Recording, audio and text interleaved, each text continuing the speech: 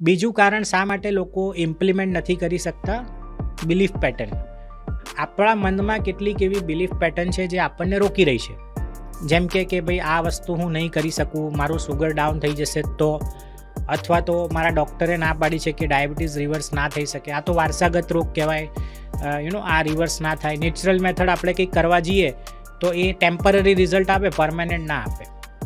તો આવી કેટલીક બિલીફ પેટર્ન બી છે કે ભાઈ મારી પાસે ટાઈમ નથી આ બધું કરવાનો, મારે તો જોબ એવી છે, બિઝનેસ એવું છે, મારી પાસે પૈસા નથી. તો આ બધી વસ્તુ બિલીફ પેટર્ન પણ રોકતી હોય છે. એમાં એક સરસ હું એમેઝિંગ સ્ટોરી તમને કહું.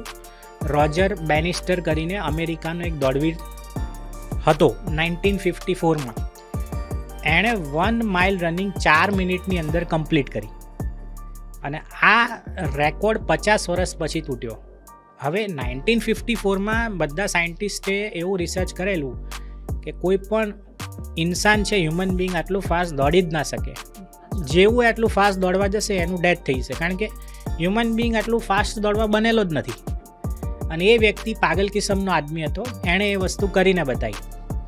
હવે હેરાનીની વાત એ છે કે આ રેકોર્ડ 50 વર્ષ પછી તૂટ્યો અને જે વર્ષે આ રેકોર્ડ તૂટ્યો એ જ વર્ષે 150 લોકોએ વર્લ્ડ વાઇડ આ રેકોર્ડ તોડી નાખ્યો. 1 માઇલ રનિંગ 4 મિનિટની અંદર. શા માટે એવું થયું? કારણ કે લોકોની બિલીફ પેટર્ન ચેન્જ થઈ કે ભાઈ જો આ વ્યક્તિ કરી શકશે તો અમે પણ કરી શકીશું. તો આજે આપણી પાસે આજુબાજુ સેંકડો એવા એક્ઝામ્પલ છે છેલ્લા 2-5 વર્ષમાં કે જેમણે નેચરલી એમને ડાયાબિટીસને રિવર્સ કર્યું છે અને પરમાનન્ટ વેટ લોસ કર્યું છે. તો આપણે આ વસ્તુ કે આપણી બિલીફ પેટર્ન કઈ છે જે રોકી રહી છે અને આપણા રોલ મોડલ કયા છે, કયા સેટ કરવા છે, આ પણ એટલું ઇમ્પોર્ટન્ટ છે.